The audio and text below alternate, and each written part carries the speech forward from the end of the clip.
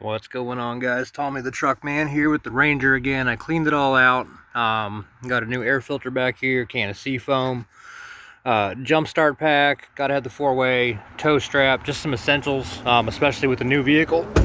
And it came with a handful of bulbs and some other stuff I crammed away in the glove box. If your vehicle doesn't come with that stuff, you need to go ahead and get it. A couple spare light bulbs, a couple simple tools. Jump pack's really important. If this thing dies on the road, you don't want to kill your battery trying to get it started. All right, moving to the outside. Luckily, my bed liner is broken. I don't know. Can I turn my flashlight on? I'm gonna have to pull this whole bed up. Got to check under these things for rust. They're known for holding water in there. I've already checked the outside of all the hubs. Everything looks good, nothing leaking. Tires.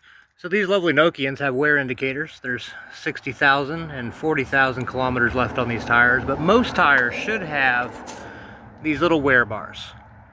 One right there, and these are 2/32 of an inch, so when the tread meets this, the tires need to be replaced.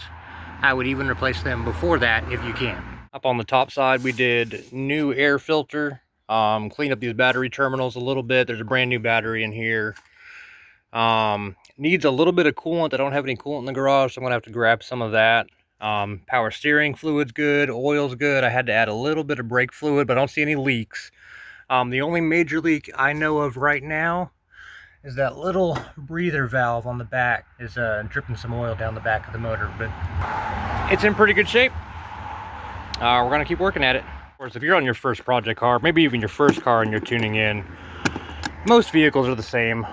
Air cleaner is usually going to be in a big plastic box with a hose that leads to the middle of the engine somewhere. You just look up in here. That one's new. You can see how clean the color is. Usually there's some paper elements in there that'll get real dirty. So if it's dirty, replace it. If it's not dirty, don't. For installation is always the opposite of removal. If you don't plan on driving your vehicle daily, I strongly recommend you remove, try to do this one-handed, this red positive battery terminal. If you don't see a color red, there might be a plus sign on the battery indicating.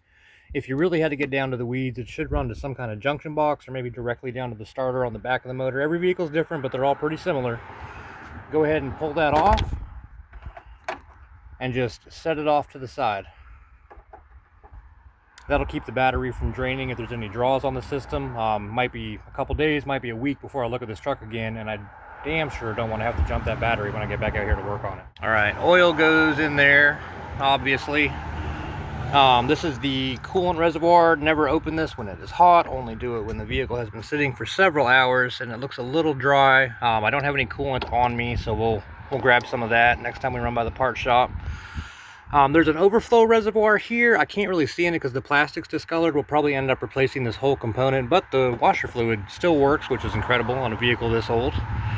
Power steering fluid, usually attached to the power steering pump, which will be on part of your fan belt system here. Just look for the one. Usually they're pretty well labeled. That one's full, got plenty of fluid in it. And then we'll check the oil. All right, so you're looking for the yellow dipstick in the back. They're usually yellow on the top. Some vehicles have a red one for transmission fluid. We won't be checking that on this vehicle because it doesn't have one, but the transmission does have a different operating procedure for checking that fluid. So of course, refer to your owner's manual, and we are perfect.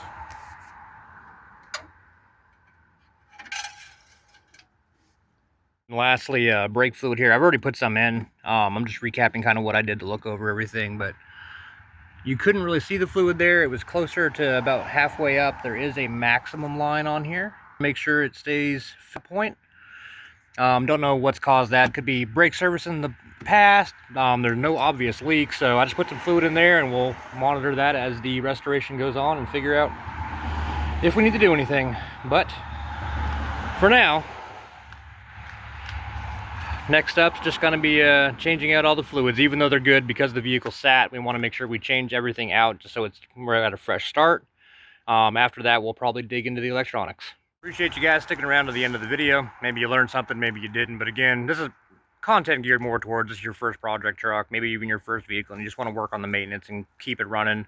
That's what I'm doing here. If you want to buy a truck from me, phone number is going to be on the screen. Yeah, hit that like, subscribe, all that stuff. See you on the next one.